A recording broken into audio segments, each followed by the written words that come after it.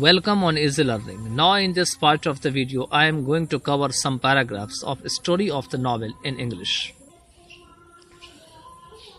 अब इससे पहले हमने देखे थे कि रिचर्डसन और टॉम जोन्स के बारे में बताए गए थे. अब आगे हैं कि टॉम जोन्स के बारे में कहे गए हैं कि have you heard of Tom Jones? क्या आपने टॉम जोन्स के बारे में सुना है? टॉम जोन्स एक नॉवेल थी. The novelist is Henry Fielding और इसके उपन्यासकार थे हेनरी फील्डिंग. ये बहुत जाने माने हुए उपन्यासकार थे अपने जमाने के. He firmly established the novel as an independent form और उन्होंने बहुत मजबूती से एक स्वतंत्र फॉर्म में नॉवेल को विकसित किया था या स्थापित किए थे. He gave genuine pictures of the men and women without moralizing over their vices and virtues. कहते हैं वो मैन और वुमेन के बारे में एक सच्चा पिक्चर जो है देते हैं बिना उनकी पाप और पुण्य के बारे में बताते हुए.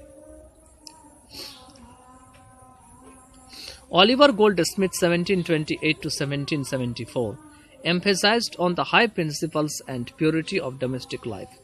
कहते हैं ओलिवर गोल्ड स्मिथ जिनका जन्म 1728 में हुआ था और डेथ 1774 में हुई थी, ये डोमेस्टिक लाइफ की जो मतलब शुद्धता थी और सिद्धांत है उनके बारे में जोर दिए थे. किसके ऊपर? Domestic life. The Vicar of Wakefield deals with a character who undergoes pain and misfortune but ends up triumphant with his faith in God.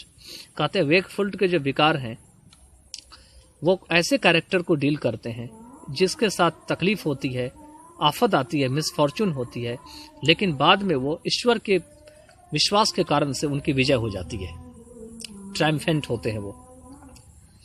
A few novelists of the Romantic age came under the spell of medievalism and wrote novels of terror or the Gothic novels.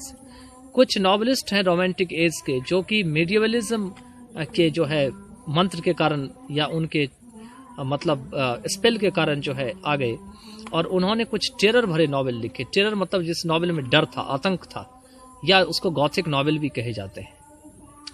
In the mysteries of Utopia and Radcliffe, मतलब जो mysteries of utopia है उसमें and Radcliffe जिनका जन्म 1764 में हुआ था और डेथ 1823 में हुई थी, relates the story of an innocent and sensitive girl. ये क्या करते हैं? एक इनोसेंट और सेंसिटिव गर्ल की कहानी को बताते हैं, संबंध मतलब रिलेट करते हैं.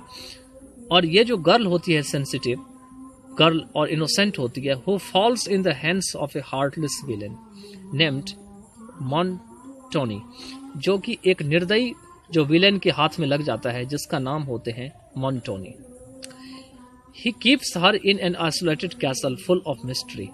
वह उस गर्ल को क्या करता है, जो मोनोटोनी होता है, वह उस गर्ल को एक रहस्यमयी किला के अंदर जो है, जो अकेला होता है, उसमें रखता है और साथ में जो टेरर मतलब उसमें मतलब उस किले में बहुत डर रहता है, आतंक रहता है.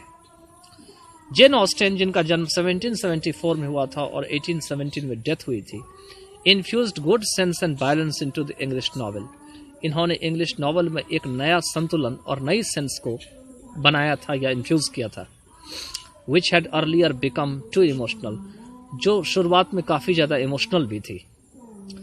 she refines and simplified it, वो रिफाइन करती है और इसको आसान बनाती है.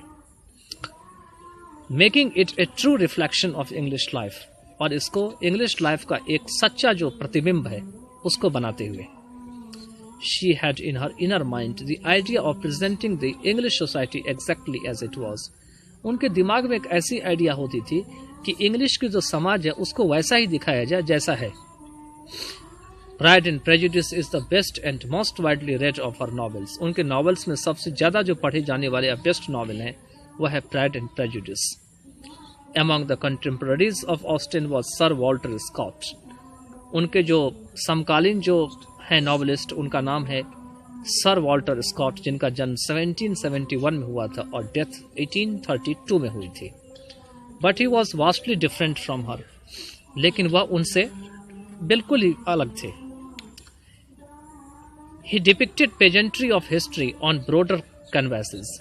वह हिस्ट्री की को जो है डिपिक्ट करते हैं, उनकी पेजेंट्री को बहुत जो मतलब ब्रॉडर तरीके से, कैनवासेस मतलब तरीका यहाँ पे होगा meaning Scott deals with the chivalric and exciting adventures of life. और स्कॉट क्या करते हैं, जीवन की जो मतलब साहसी कार्य है या हमारे अंदर जो क्षमता है, हमारे अंदर जो करेज है, chivalric है, उनके बारे में बताते हैं। He is the first English writer of the historical novel. वो हिस्टोरिकल नॉवल के पहले राइटर होते हैं, जैसे कि आपका इवन हू होते हैं, सच एज, या ये भी कह सकते हैं first English writer historical novel को होते हैं, और उन राइटर का नाम है इवन हू, जो 1819 में लिखा गया था नॉवल, और उसके बाद जो है कैलिन वर्थ लिखा गया था 1821 में। Scott was the first novelist, the very atmosphere of the place and feel the presence of the moors and mountains in his novels। कहते हैं स्कॉट पहले नॉवलिस्ट थे who had the sense and essential element in fiction, मतलब जिनका fiction में जो है एक आवश्यक या खास एलिमेंट का एक सीन था, ठीक है। लेकिन आगे दिया हुआ है जो पहले कर दिए थे हम, we breathe the very atmosphere of the place, हम उस प्लेस की उसी एटमॉस्फेयर में सांस लेते हैं, and feel the presence of the moors, और ऐसा लगता है मूर की प्रेजेंस को हम फील करते हैं, साथ में उनकी नॉवेल में माउंटेन्स को भी फील करते हैं। The Victorian age in English literature began in the second quarter of the 20th century. कहते हैं 20th सेंचुरी का सेकेंड क्वार्टर है, उसमें जो है आपका विक्टोरियन एज की इंग्लिश लिटरेचर की शुरुआत हुई, एंड एंडेड बाय 1900, और इनका अंत जो है 1900 में हो गया। In this age the novel made rapid progress, इस एज में नॉवेल ने बहुत जल्दी से प्रगति किया।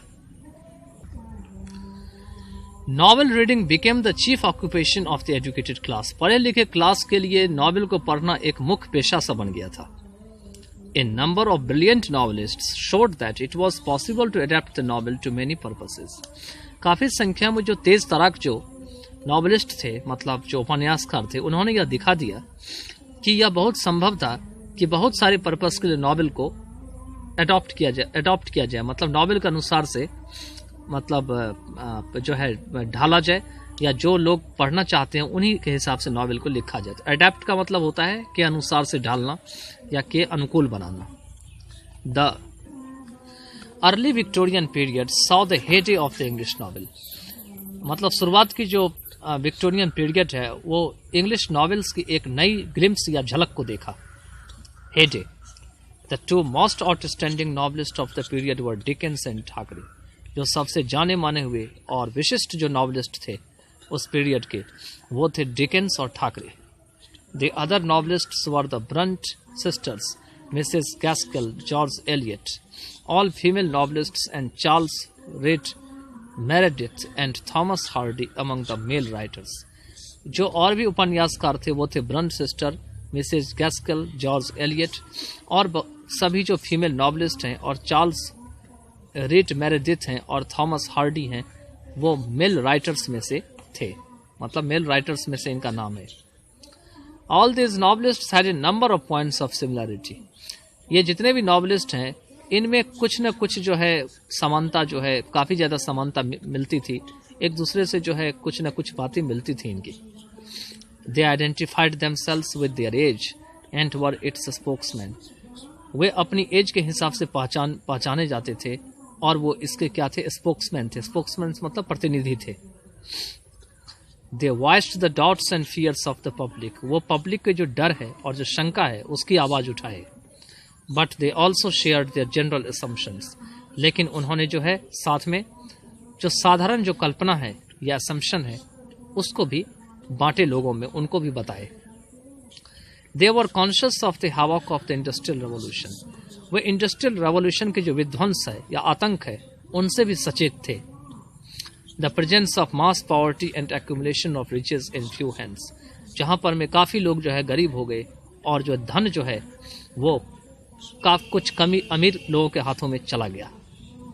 मतलब अब एक तरफ लोग गरीब होने लगे, एक तरफ लोग अमीर होने लगे। Yet they believed that these evils were temporary and that England was growing prosperous। फिर भी वो मानते थे कि ये जो बुराइयां हैं ये कुछ ही क्षणिक है, कुछ ही समय के हैं, और इंग्लैंड जो है वो समृद्धि रूप से विकास कर रही थी। They produced novels that were truly national। वो ऐसे नॉवेल मतलब लिखते थे या प्रोड्यूस करते थे जो सच्चे तरीके से राष्ट्रीय होते थे। You must be acquainted with Pickwick papers and David Copperfield. कहते हैं आप पिकविक पेपर्स और डेविड कॉपरफील्ड से जरूर परिचित होंगे।